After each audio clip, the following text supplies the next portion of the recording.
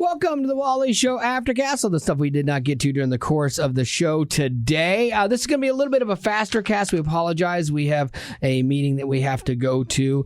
I don't know if you saw this story or not, but obviously there's a lot of stories about gun violence. It feels like more recently than we've had in a long time. And everyone's trying to figure out what to do about it. How do we deal with this? And then there was a school district in Michigan that their solution, or what they think is going to help, is banning all backpacks from school buildings. What? So then what's the other option? I know, like you are carrying, like kids' books are getting bigger and heavier. I know my daughter, her backpack weighed 1 million pounds. So yeah, what do you do? I know what it could be. I mean, the iPads are now very popular. Technology. And so if you have all of your books on an iPad, then it's done. That would be great, but man, most schools don't have that funding. Like that's rich true. schools do. Yeah, absolutely. But most schools, they're lucky to have enough stuff to, do something in the rooms for the kids or one computer to What if you work have on. if you have a city like Flint, Michigan, who went through something terrible a long time ago? Like a lot of those schools are probably reeling. Flint, still. Michigan has one computer for the state, Yeah. like for the entire government. And so they're saying that they can use clear bags, but they've got to be smaller, or like little purses and stuff. But yeah, it's kind of like That's what they do at concerts, events and concerts these days. I get what they're going for Yeah. because they want to have kids not bringing guns into school, and I get that. But I'm just like, man, I don't think that's the solution for this. This was the weirdest thing at a concert. I watched a lady. Fortunately, it was a Christian concert, so everyone was pretty good natured. I was watching this lady intently, hoping it wasn't going to be an issue. She had went out and bought a see-through purse, so you're good to go. Okay, you think, because they say see-through bags only. So she buys a see-through bag, has all of her stuff in there, but the bag had a trim around it, so you could see all the way through it. But the trim where the handle was like a leopard print or something, and they wouldn't let her just walk in with that. They had to go through it all, and I don't think she had to go. I don't think she had to leave and put it back, but they had to go through it all because she's like, well, it is see-through. They're like, no, this part's not. And you're like, but that That's has a nothing to handle. do with it. Oh, that's you know? interesting. Yeah, she handled it well, which I was happy for her, and being at a Christian show, which was nice. But yeah, who knew? That's one of those things. If you go to a show, some venues, you make sure that every part of that bag is see-through, or you could get hosed in that thing.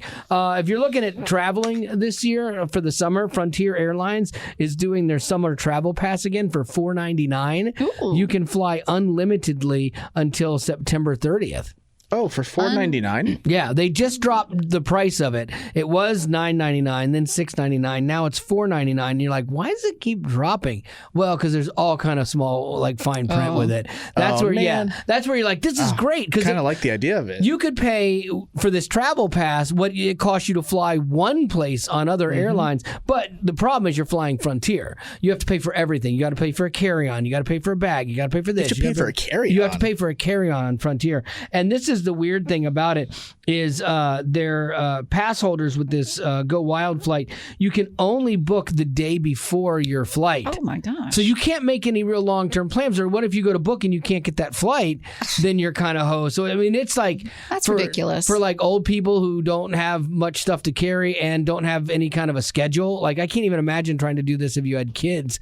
That wouldn't work at all. They have blackout dates, and so there's a lot of conditions that apply to this, and so I think that's why it's not going so well. You on the surface you act like you're doing something good for people. We want people to fly and we want you to see your family, but you make it so hard to use that it kind of has the exact opposite effect, and that's what they're seeing. They're like lowering the price just to get someone to take it, and people aren't doing it. So if you're going to do something nice for people, actually do something nice for people. Actually make it good for them, a good experience. Make it something that they actually want. Yeah, Exactly. They'd probably get like a ton of business if they did it too. Absolutely. If you didn't make it this thing of booking the day before and have all these other restrictions, you would sell a gaggle of those things, man. Even if you have to pay for a carry-on, I'd probably do it too, because I got a bunch of trips this summer. Or my wife wants to go see our daughter in Orlando. If she had the pass, she could just fly down there on a whim. Yeah, you know? could just casually do things on the weekends in other states if you didn't have any responsibility of dogs or kids at home. So the downside is it's Frontier, but it is an option for you. So there you go. Have you guys What do ever flown from Frontier? Like, Yes. You have before? Yes. Because I feel like we lump them together with like Spirit, and yes. all the other meh companies. They're both low budget airlines, and they're both jacked up. I've had to fly Frontier before, and I personally can't stand it. So anyway, there you go. Rock, what do you got? You may see some delays in your favorite TV shows. That's because the Writers Guild of America, the writers of these shows, are on strike. They say the big issue is compensation from streaming, so that the studios have, quote, used the transition to streaming to cut writer pay and separate writing from production, worsening working conditions for series writers at all levels. So they've decided we're just not going to write anymore. That includes the network late night shows. They've all gone dark. SNL, it's going to be put on hold. The writers' room for Abbott Elementary, they're not getting together. So we're going to see, a delay in things. We'll be watching reruns. I've been waiting for American Auto, and it hasn't come back on, and maybe that's why. Maybe. There was an employee of Jimmy Fallon's late night show, and she claims that NBC is threatening to pull their health care next month if they don't get back to doing their jobs. Jimmy Fallon said on a red carpet recently that his loyalty was with his employees, yet he hasn't come to any meetings. He did take them out for bowling, a fun bowling outing one time, but this employee said, that was nice, but it's not going to pay my rent. Right. And they need your endorsement and your support and you lobbying for them if you really believe that. And then Jay Leno, who used to be a late night talk show host, not anymore, but he went out to the picket line and brought donuts with him. Nice. Just to say, I guess, I stand with you, but none of this matters for me. Here's a donut. Here's a crawler. So I don't know what they're going to do. I don't know when the strike will end, but... And usually when companies have strikes and like auto workers or people will strike, and then there are people that will cross the picket line and go back to work, and because a lot of people, man, like unions. When they first came into existence, they were very important because workers were being drastically taken advantage of, and it was important. And then it swung to where unions had too much power, and it was costing companies more. And so it's always about balance. But a lot of times there are people that are like, I can't afford to not work, so they'll cross the picket line and work. I'm curious if you'll see that in writers. Like a few get together and go, we'll do the thing. But there's so many people that it takes to make a TV show. I don't see that happening. Yeah, and if they're not careful, like if the network isn't careful, they're going to lose viewership, because if it's not great writing, well, then no one wants to watch it. Right. Yeah. So. Everyone's going to go to Netflix. Well, it is interesting though. It's kind of like that old joke of what did Jim Henson say when Kermit the Frog, or what did Kermit the Frog say when Jim Henson died? Nothing. Yeah, exactly. Absolutely nothing. So with the writer's strike, you have all these beautiful people and actors and actresses that have nothing to say. Like they can't go in and do it themselves. They're just good at repeating other people's words. They get the credit for the work, but it's really not. Because they've always said, when I was in LA and we had done like pitches for TV shows and stuff like that, they always had said writers rule Hollywood. Like if you want to make a living in Hollywood consistently, be a writer and you can make a good living. And so I get it. A lot of actors were mad that things went to streaming instantly because it hurt their revenue as well, as because the box office is where they made a bunch of money. And so the companies are like, the movie companies are like, well, we got to go to streaming because of COVID and this model, and sorry about that. And they didn't. Some of them fought back and sued. One, I forget which lady it was, she sued the company for doing that. And so it's interesting that we're still having these discussions and the writers are having to strike. So hopefully something will get resolved before the next season, for pilot season, Yeah. All right. Do you have any birthdays? I do. I don't know how we missed this one. This one was yesterday, so I apologize. This is Dane. Oh. I was excited for like a Guillermo thing. Oh, Dane Procrastination. He calls himself Dane Procrastination, so it must have been his fault.